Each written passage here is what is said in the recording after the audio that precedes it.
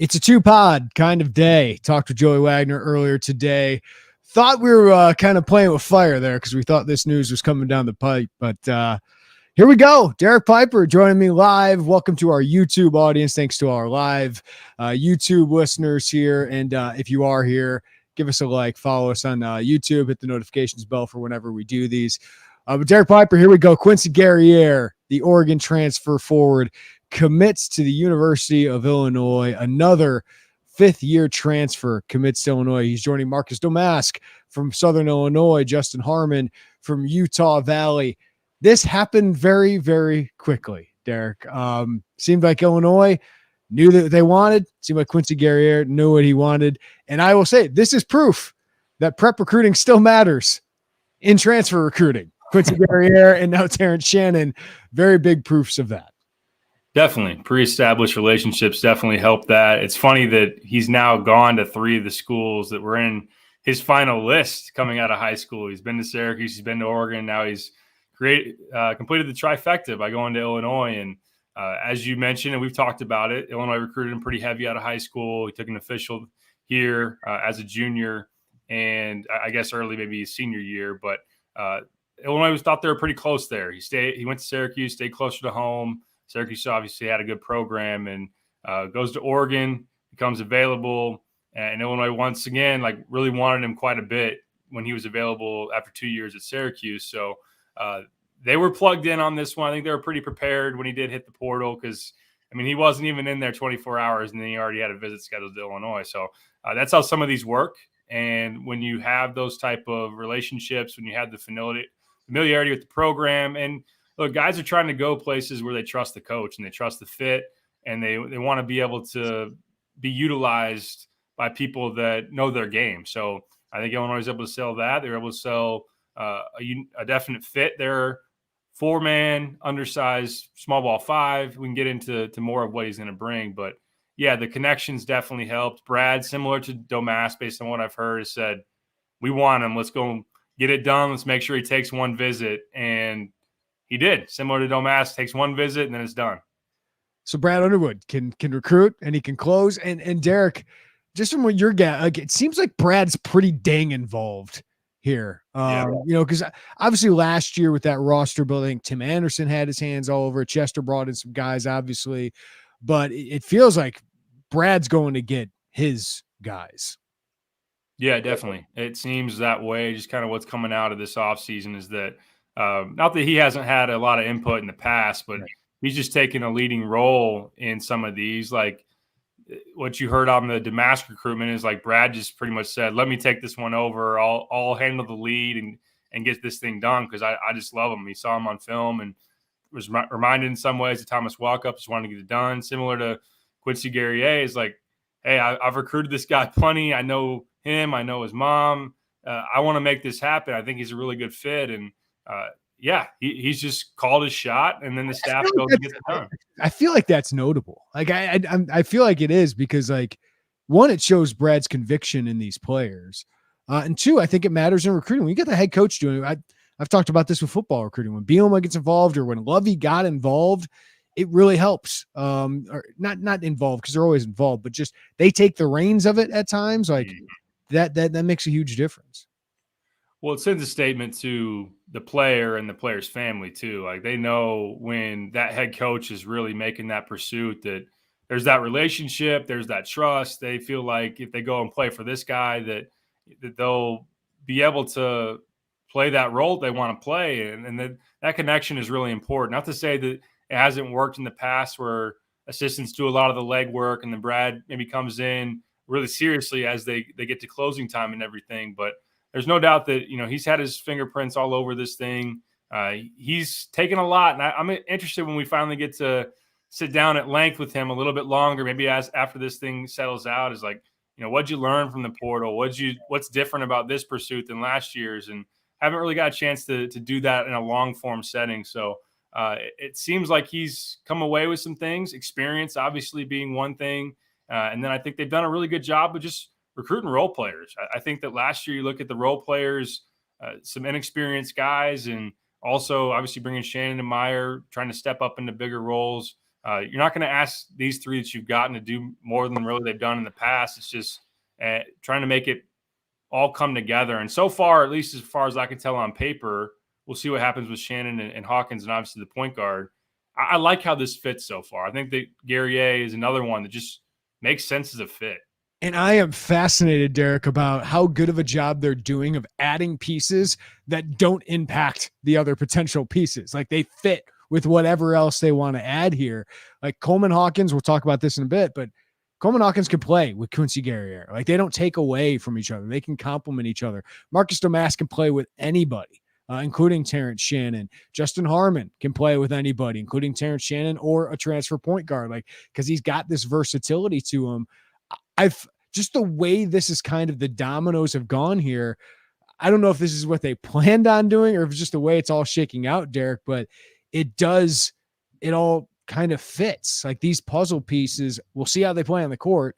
They got to get together. Like we'll talk about gelling and all those things, but these pieces all fit. And it's like all of it, when it comes into the picture, is going to be fascinating to see what those last couple pieces are, but these pieces fit no matter who they are.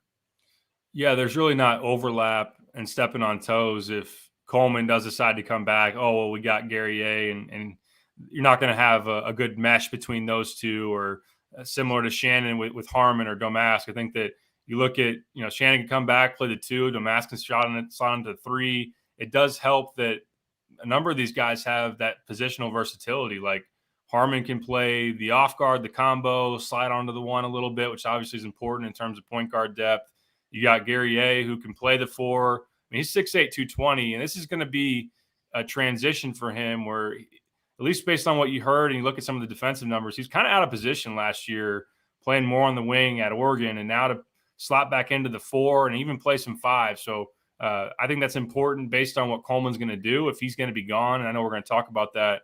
Maybe you do need more of that support at the five, and you will play some small ball five roles. But I think that when you have Harmon and Domask coming from the mid-major level, those guys should be hungry. I don't expect like huge egos. I think that's been evaluated. Like, what are these guys really expecting? What do they want? How hungry are they? What are they driven by? I think they've really tried to tap into that in this process to make sure that the vibe fits and is good this year. The vibe is not off this year. And I think with Guerrier, I mean, he's played a role. He played a role at Oregon. Would he like to maybe get his production up closer to Syracuse his second year when he was a all ACC third teamer? Yeah, but he's not someone that has to take a ton of shots. I mean, he's going to be a physical, dirty work type of guy who can also step out and shoot the three some. And I just like how you've got the role players solidified. You can let the other dominoes fall. And if you got to pivot after, like if Shannon stays in, you got to go get a big guard that can score, then that works. But you also have insurance policies on the roster too. All right, Derek, I want to ask you then, the front court we can see right now is Quincy Guerrier, Dane Danger, Amani Hansberry would be involved in that, right? And then we'll see if Coleman Hawkins decides to come back. If he doesn't, I agree with you. You probably go get more of a five and let maybe Hansberry play a little bit more four. You can let Goody, Domask play a little bit of four. But if Hawkins comes back, how do you see Quincy Guerrier fitting into this roster if it included Coleman Hawkins, Dane Danger, Amani Hansberry? The way I see it, I think that Coleman would probably start at the five. I would look at it as Coleman at the five and Guerrier at the four, because I think those guys complement each other really well. With Coleman's length, he's kind of more that stretch big who plays on the perimeter a decent amount offensively, can pass and all those type of things. Guerrier can kind of be that interior presence. As you see, he can back some guys down, particularly when he gets a smaller matchup, which maybe he'll get at the four at times. And then he can drive you a little bit. I think he play in the dunker spot if you're going to play some of that pick and roll and have him kind of sit there baseline to catch and finish. And also, I mean, they can kind of flip that with Coleman inside out, and really you can play five out at sometimes because he can play on the perimeter and catch and shoot from three. So you look at last year, Illinois, abysmal from three, catch and shoots, all the three-point analytics they were terrible at. Guerrier has improved year in and year out from three. Now, he was kind of starting at a low baseline. When you look at Syracuse early on, didn't shoot it all that great. Last year, 35% on a pretty high volume, like 153s for him that he put up. And catch and shoot numbers, like percentage-wise, above average. So they need more of those guys. I think that with Coleman, those two can fit together. I think he can play with Dane. I don't think that's a problem because, again, you got a guy that can spread the floor with his shot making on the perimeter. I just really like the compliment of like a bruising four who can also shoot it some with Coleman, who's kind of that longer, rangier five man. And without Coleman, I think they would still, like you're saying, I think they'd be interested just in general, whether it's a stretch four or a five, like someone with more of that size. Like they wouldn't have anybody 6'10" or higher. I think if you get that size and ranginess, maybe a stretch guy, that would still be of intrigue, I would imagine. If Coleman Hawkins doesn't come back, obviously they count on Guerrier to be even a bigger role. Like I don't know if we're talking about him as a star on the team, but they certainly would be asking a lot more out of him. Same way with Shannon or Damask. Like, what do you think could he be the third best player on a good top half Big Ten team? He's capable of it. Like if you get the sophomore version of Guerrier from Syracuse, like there's no doubt. I mean, that was a really productive player that was efficient, that was great on the glass. And I think that that's something that he's capable of doing. Now, yeah, if you get Shannon back, Shannon's a bona fide one, especially in terms of production. Like obviously we've talked about consistency for him, assertiveness and all that kind of thing. If you get him and a point guard, and then if Coleman doesn't come back and all of a sudden Guerrier or Domas is kind of your three, I think that team can be pretty competitive. I think there's a breaking point where you can rely on some depth and fill that out the rest of the way, because Illinois is going to have that, even if Coleman weren't going to be there. Now, I think ideally, again, you'd probably want to go get another big man with some size, but even in the circumstance of like Dane's a 5, Guerrier's a 4/small ball 5, I think Hansberry's in the same category. You can play Ty at the 4. If you need to play Domask at the 4, you can. You got some dudes that can fill those front court pieces. And I think that, yeah, like as far as some development internally, like if Luke takes some steps forward that he can, Ty takes some steps forward that he can, even at Dane, like after 1 year under his belt, in that type of sense, if some of those things happen, you can have Guerrier be your third best player and I think be a pretty competitive team. Yeah, he's former top 75 recruit. As you said, Syracuse sophomore year, averaging 13 and 8. This is a guy who has produced at this level. And I know Oregon wasn't great, but it was an odd fit, right? With a couple big 7-footers. They have 3 7-footers on that team, including Khalil Ware, who you have to play a significant role. It was just kind of an odd fit. So I think he's making a business decision here, but he also just wants to go to a team where I think he fits a lot better, can be showcased better, but also potentially win more, because Illinois has been better than Oregon, at least was last year. So makes sense from his perspective too, Derek, of what's he going to be if he's going to be in the league. It's going to be this 4-man who can stretch the floor, gets after the glass. Illinois can give him that role. Right. I think from a timing standpoint, it makes sense where Illinois maybe benefited. Not to say that they wouldn't have liked to have him the last 2 years, and we talked about especially 2 years ago when EJ Liddell was still in the league, and you've gone up against Dante Scott. Like he's a good matchup as far as the build for that type of player. Joey Hauser's another one. Tyler Wall, who he guarded really well in the NIT game.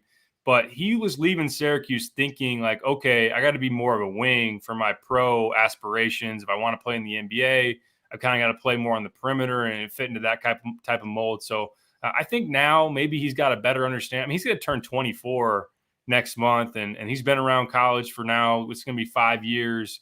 He's probably got a better understanding of who he is as a basketball player. And Illinois plays 4 out, so you can, in some situations, 5 out. So you can play him as a 4, still let him do some stuff on the perimeter in terms of shooting the basketball. But defensively, like it hasn't worked well when he's guarding some quicker wings. He's got to guard 4s. That's his best matchup. He can battle 5s.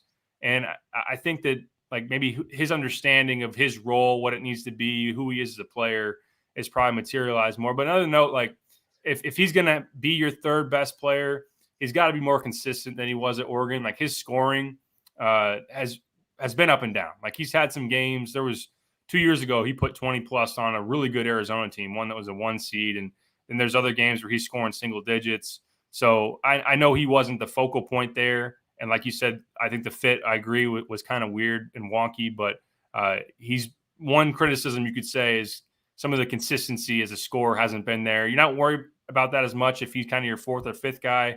If he's more of a prominent role, then you need better from him. I want to get to, we got a lot of listener comments. We'll get to those. This won't be an hour-long podcast. That's my hope. Derek, need to get him back to Cade here. But the people want a podcast, Derek, are yelling at me as I'm sitting there with dinner on Twitter that we got to get this podcast in. I agree with them. So here we go. I want to bring this up. Brad Underwood has said for years now, get old, stay old. He did that with Jacob Grandison and Austin Hutcherson, right? And he's done that here recently with some transfers. But last year they did go more youth. And it always feels like there's a reaction when Illinois wasn't long and athletic. Brad Underwood last offseason tries to get longer and athletic. When they didn't have enough experience, I think it drove Brad Underwood crazy. He has gotten a ton of experience. So I crunched some numbers here, Derek. Last year they went into the season with 102 career Division I starts. And most of those came from their transfers. Terrence Shannon had 54, Matthew Meyer, 33. Coleman Hawkins had 14, RJ Melendez had 1. If they don't even get Shannon or Hawkins back, if it's just Danger, Domask, Harmon, and Guerrier, they'll have 255 career starts. If Shannon and Hawkins both come back, they'll have 386 career starts.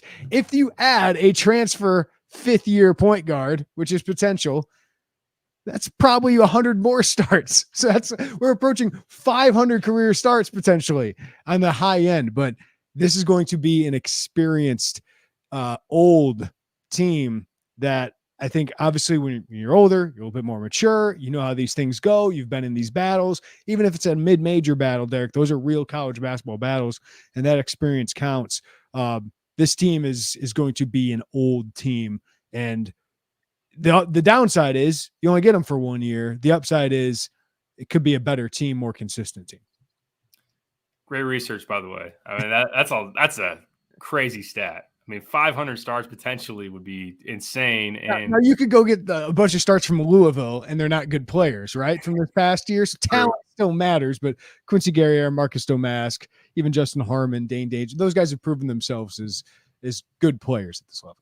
No doubt. And all 131 of Guerrier's games, I don't know if they're all starts, but he's played that many games at the high major level. Like he's been playing in the bulk of the ACC and then the Pac-12. So, yeah, there's been a no doubt pivot, obviously, to experience and all-in push on this year. I think it does have a decent amount. At least it goes hand in hand with the idea that Shannon and Hawkins can come back. When you get all league caliber players to add back into your roster and feel like those can be your pillars and build around them with a supporting cast.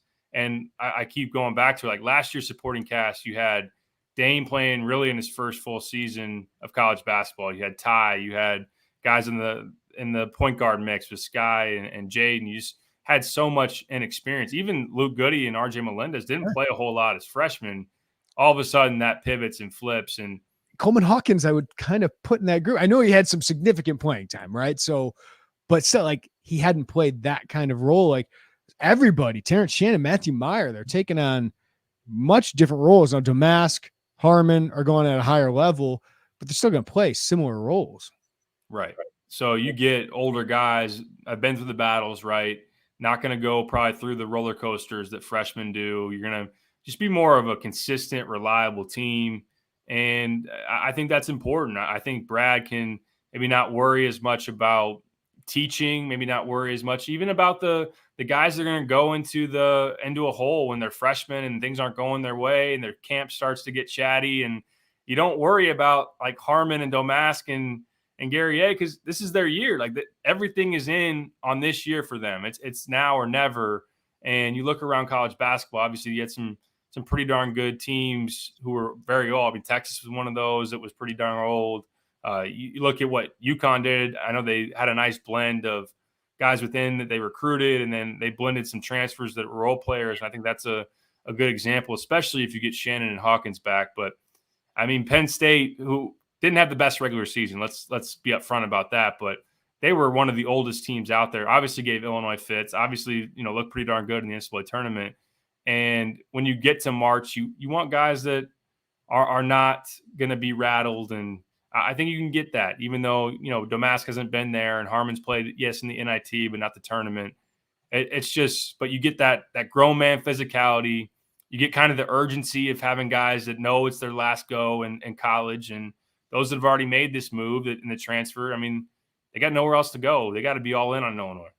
That's right. That's right. Bart Torvik allows you to do these funnel analytics. I think he calls them funalytics on his site. And it kind of lets you through this offseason, kind of plug and place players and see where would they rank efficiency numbers, projected efficiency numbers. Currently, Illinois is at number 49, which would be like a bubble team. This includes Hawkins and Shannon, not on the team, no transfer point guard, right? So that's not a terrible foundation if that is your floor right now. Add in Shannon and Hawkins coming back, you would be number 24, according to Bart Torvik's numbers. Add just Shannon, you'd be number 28. I mean, we'll talk about point guard here. Terrence Shannon is the most important piece of this offseason right now. Add just Hawkins and no Shannon, you'd be number 42. Add Shannon, Hawkins, and a transfer point guard that is one of the higher ranked ones. So I inserted Tyler Perry right now because North Texas, Illinois, I haven't heard attached to him, but I just wanted to put a guy in there because I think that's the level Illinois would get. Is that the mystery point guard? No, he's not. This is just random point guard I could put in there. Number 17, Illinois would be. That's a Big Ten contender if you add all of that back. So if you just get Shannon in a transfer point guard, I should have done that, but I'm sure it's around number 20, 22 or something like that. So a lot of possibilities still, Derek, but it's good possibilities at this point. You've added a nice foundation, a nice core here. Definitely, yeah. When you think about even that this team as it's currently constructed without the decisions in the NBA could be a bubble type team, could be a team that, is obviously, probably just below the halfway point of the Big Ten and would have a chance, but there would be some doubt. Like when you're putting Domask and you're putting Guerrier in a position to really be your stars. Not to say they can't do it, but to get Shannon, it shows the impact of him, shows how highly respected he is as one of the best guards in the Big Ten. Has a chance to be the best guard in the Big Ten if he comes back. And Hawkins, although I think is still very important, but as I was mentioning earlier, I think the front court depth that you've kind of established would allow you to take that blow in a sense. And able to, obviously, if you want to go make one more addition, you possibly can. But there's a lot on the table. I mean, if they get those three dominoes that are left, point guard, Hawkins, and Shannon to all go their way, this could be a really darn good team. I mean, I know Purdue is still going to be a great regular season team with Zach Edey, and you get a lot of those pieces back, and Michigan State's returning a lot. So would it click enough to make a run at the Big Ten title? I think there'd be an outside chance of that, or there would be some kind of chance. They'd be in the mix, but I'd feel comfortable in this being top 5 Big Ten team, pretty good seed. And again, it's a different conversation though when we say when it finally all comes together. I think we've talked about it a lot, like being able to have Shannon and Hawkins be guys that set the trend, that follow my lead type of guys. Illinois needed that last year, and to play off the role pieces they put together right now and do return. I like that a lot. Yeah, this is starting to look like the roster Hawkins would want if he wanted to compete, especially if Terrence came back. Dom does his thing, man. He gets in this chat. He wants to be upset, tries to get everyone else upset. And he said, Shannon and Hawkins aren't coming back. Let's stop talking about it. Listen, they could stay in the draft. I've said all along, like, I don't know if Terrence Shannon's got much more he can show, but maybe he just wants to come back. Maybe he thinks make good NIL money and likes college and wants to win at Illinois and thinks he can up his draft stock a little bit and help himself get ready. Like Coleman Hawkins has a big decision. Like for me, I would need a guarantee if I'm Coleman Hawkins, because I think he can really up his stock, but he's got his own decision to make. So acting like, nobody knows right now. I don't think those guys know. They probably have their leanings of where they're going, but my thing is, I think Brad Underwood is building this roster as if he's going to get one of these guys back, as if he's heard there's a decent chance of that, but he also has enough wiggle room that if those guys both stay in, he can go try and find another star. Yeah, the approach has been as if you can get one of those guys back, that you have a decent chance to get both back. And yeah, things change. I mean, there have been guys that have gone in. Obviously, Kofi a couple years ago went in thinking he was staying in, and then he comes out and then he's returning. Io. Io, yeah, same thing. And it can work the other way. I know that some around Michigan, I wasn't obviously as tapped in on that, but thought maybe they had a chance with Diabate to get him back before he went through the entire process. Ultimately, he stays in. So some things can sway and change. And I think Coleman and Terrence, I think both, especially when you get guys that are projected on mock drafts, both guys would, in a perfect world, prefer to stay in. I think that I feel safe in saying that Coleman would probably like to do that if he could, but there's just so little guarantee. I think right now, like you mentioned, I mean, mid to late second round, does he even get a two-way deal? And that's $500,000 non-guaranteed. Some guys turn two ways into full guarantees and stick with the team. And if he got a word that, hey, you're going to get a two-way deal if you stay in the draft, and he wanted to make that gamble and that push, then you can kind of understand it, I think. Terrence, as far as where he's mocked, I know it varies by outlet, and we've talked about this, but if he's a top 40 pick, to me, it doesn't make a whole lot of sense to come back, in my opinion. Yeah, If I were advising him, I would tell him to stay in, get that guaranteed money, and go. I guess it's never a guarantee. That's the thing. So if Terrence Shannon's having conversations with Icon Collective, which I know he is, and there's a possibility of making $500,000. Mm-hmm. I don't know if that's a real number, if it's a realistic number, whatever it is. Like, you hear some things about what people could make. Like, I don't think that's a ridiculous number, or ridiculous ask for someone like Terrence Shannon, who's one of the best guards in the country if he returns. That's why I would start thinking about it. Because what if I'm told I'm a top 45 pick, but I'm not, and I slip to 55, and I'm a two-way player, and I've got a non-guaranteed contract worth $500,000? Like, that's where it becomes interesting. So if I'm told, yeah, we're promising you number 34, we're taking, like Caleb Houston, supposedly was told last year, number 32, we're taking you. Yeah, then you go.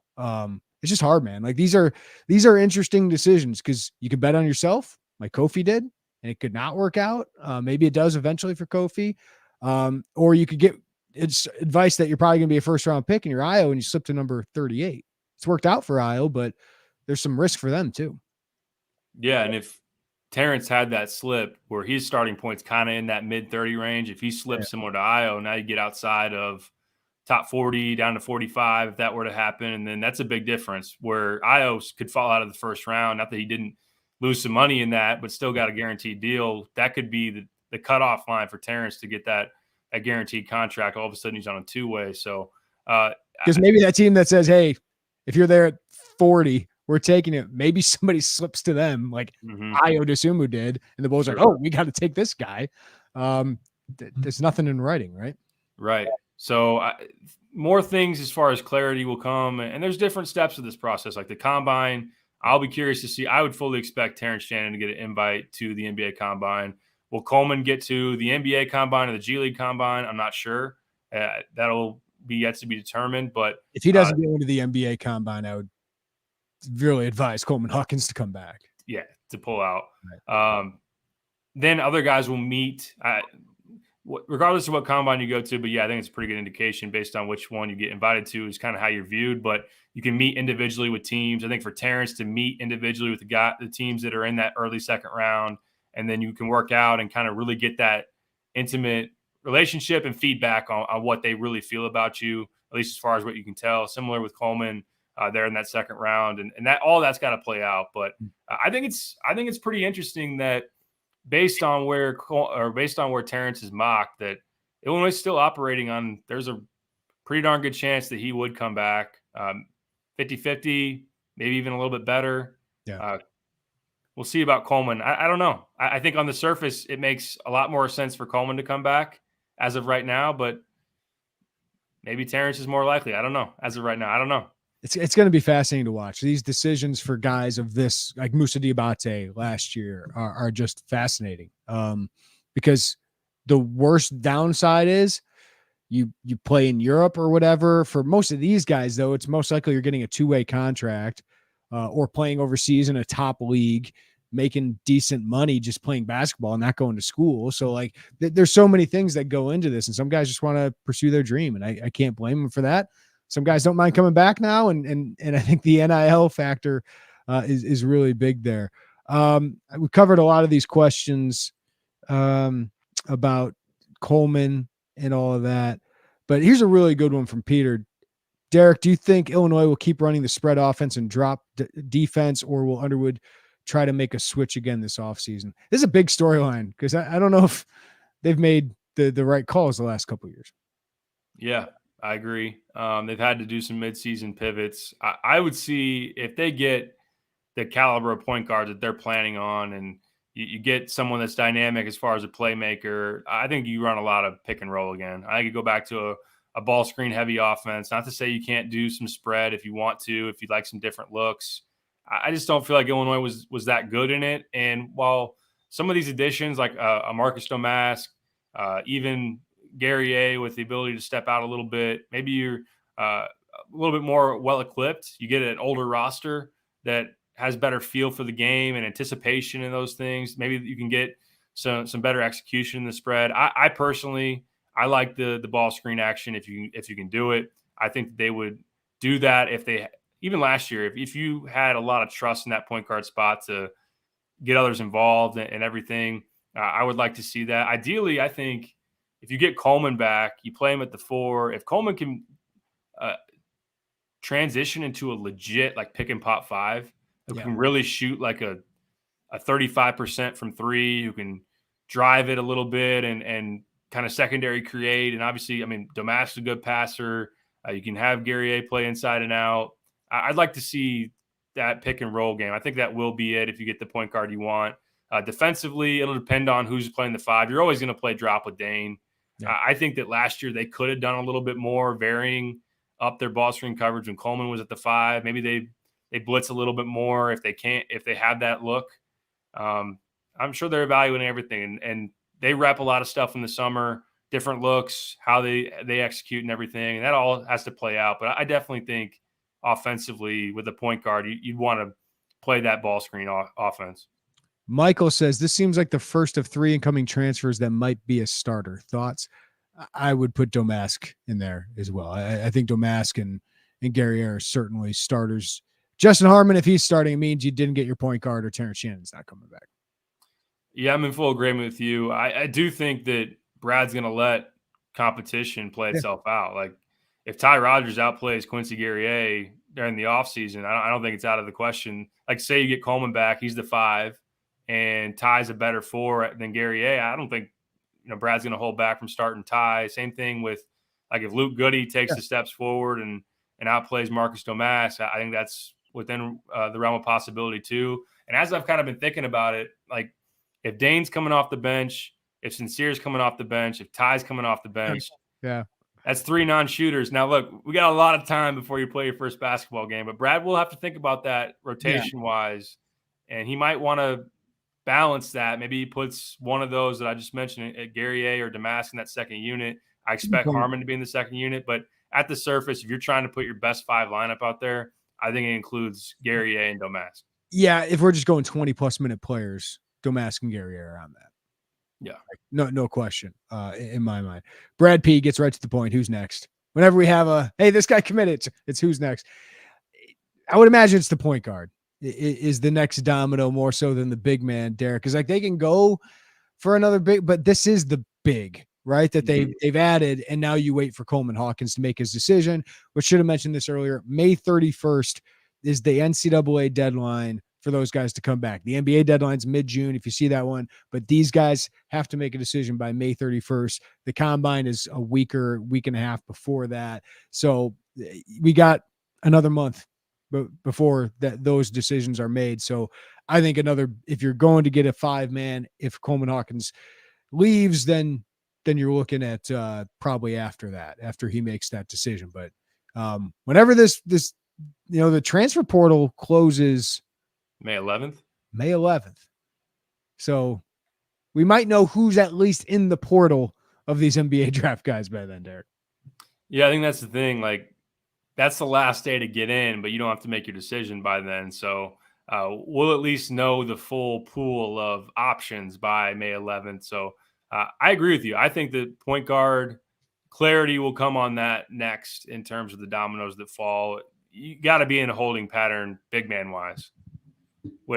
Until Coleman decides on what he's going to do, I don't see you going out and making another ad, and you really can't sell that to somebody.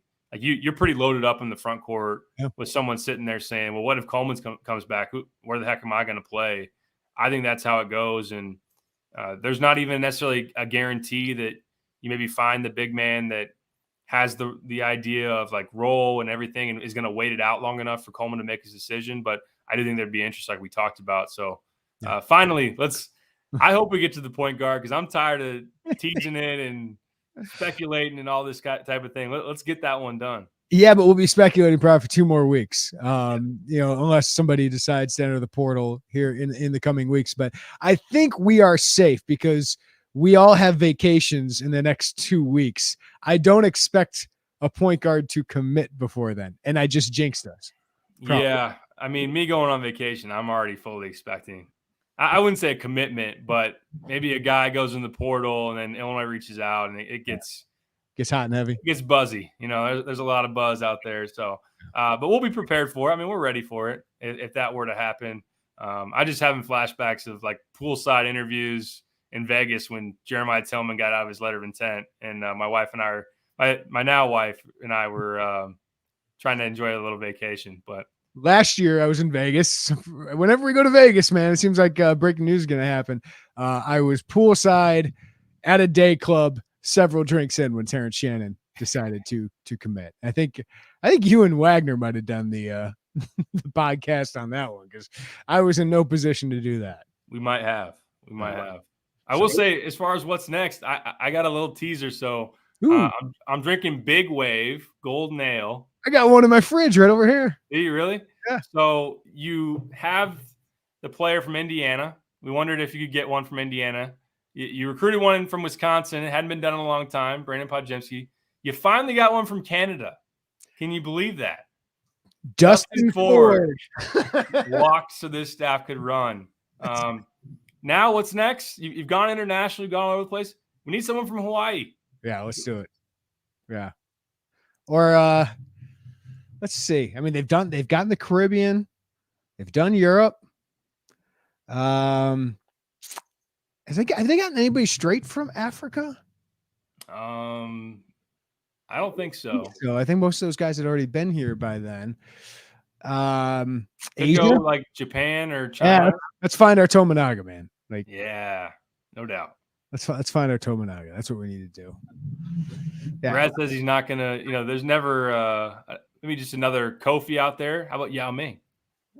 Yeah, Yao Ming. Kofi connections while he's out there. I saw some. He had some Instagram stories of people wearing his jersey over there, man. Like, if he plays to his full potential, he can be a full-fledged star over there. Yeah, he could do great.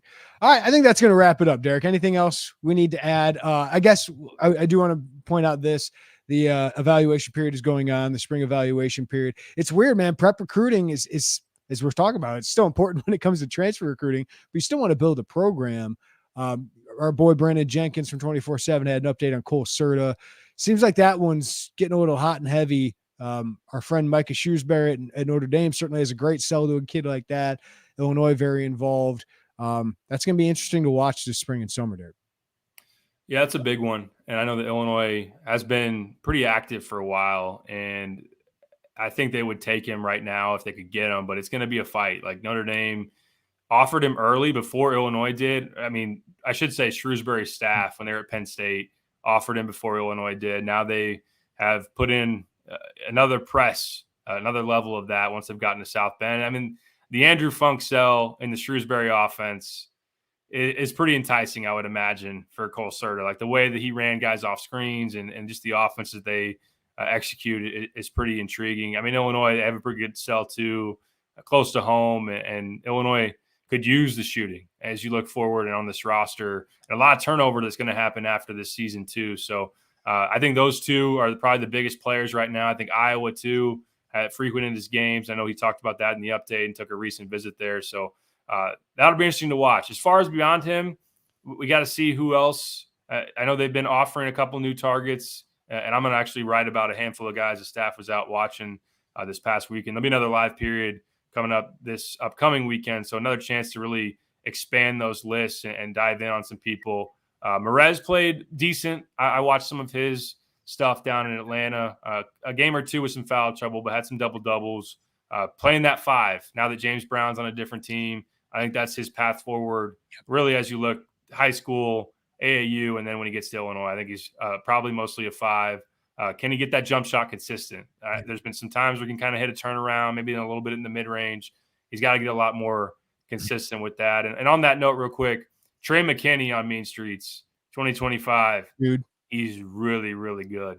Playing up with the 17U out of Michigan. You hope he takes the same path as Ty Rodgers did. Tim Anderson recruiting him hard, but so is Michigan, so is Michigan State. But yeah, keep tabs on the Illini Inquirer for some more recruiting nuggets. I love Brad. So our point guard is from Hawaii. Yeah. All right, one last one, Derek. One last one. Big week for us as Bears fans. Aaron Rodgers is gone. I'm ready for Jordan Love to break our hearts. Yeah, we should be cheersing that for sure. I'm expecting Aaron Rodgers, even though he left Green Bay, they have Hall of Fame quarterbacks in our lifetimes, but not unhappy to see him leave Green Bay. Detroit now owns this division apparently, but our Bears have a big draft ahead. We drafted number 9, have a couple second rounders, early third rounder. Who the Bears take at number 9? I'll let Derek go with this one first. I was going to say, I'm going to tip my cap to you, let you take the lead. I think it's a tackle. I expect your football knowledge to be able to break this down better than I would, but is it going to be a offensive tackle? Yeah, I think they'd like to trade down a few spots. Maybe we could trade with Green Bay and they can get their JSN if they want at number 9, make sure they can get him and maybe leap Houston to get him.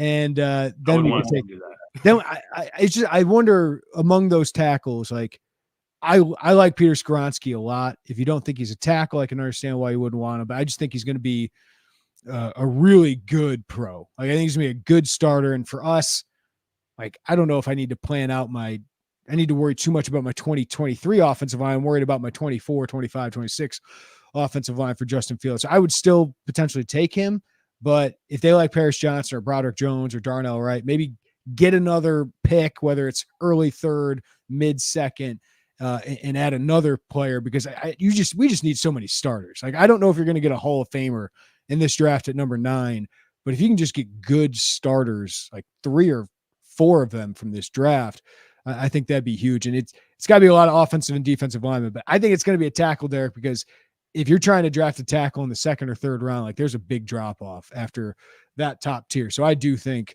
offensive tackle is the most likely, but then we'll probably see him draft a corner or a defensive. Like there's not a lot of ways they go here where I'm like too upset about it. Like they're not drafting a quarterback and they're probably not drafting Bijan Robinson, but if they draft a defensive lineman, a defensive back or an offensive lineman or Jackson Smith and Jigba, I'd be fine with it. Don't let Smith and Jigba go there to Green Bay. Now, I still have my doubts about Jordan Love, but Christian Watson looks pretty darn good. And that would be a scary tandem putting those two together. But if we can get a tackle and he's not Mark Colombo, I'm going to be all good. Yeah, we don't have a great history of drafting first-round tackles. No, I don't think we have a great history of drafting first round, period. Chris Williams was another one. Yeah, good call. Not very good. Gabe Karimi. Oh, protect your future. Maybe we got some of Braxton Jones. He looked pretty decent last year and solidify that other side. Whether he's going to play left, move Jones to right, or leave Jones there. But I like the idea of tackle. And then, yeah, we need help up front defensively too. Yeah, we need help everywhere. So, like, I'm not going to be too – like, I think we got to watch, like, the first 5 rounds before we make huge, I guess, decisions about what this is. But they're not fixing an entire team in one draft. Like, they still need – and that's why they got another first-rounder from Carolina, which I'm hoping is another top 10 pick. And if you have 2 more top 15 picks next year, maybe your future left tackle is in that draft. So, just get talent, get the best talent. I don't care who it is, what position he plays. All right, Derek Piper, thanks for hopping on late at night. Enjoy your Kona beer, and we will figure out who the Hawaii guy is that's coming to Illinois. Sounds good. Everybody, thank you for watching on the live YouTube channel. Give us a like on your way out. Subscribe to us. Hit the notifications bell as well. That really, really helps us out. And follow us wherever you get your podcasts. And check out the latest at IlliniInquirer.com. We got lots more content coming with the NFL draft, with spring football wrapping up, spring football recruiting, and, of course, Derek Piper on the spring evaluation period for basketball as well. Everybody have a great night. Take care of each other. We'll talk to you next time on the Illini Inquirer podcast.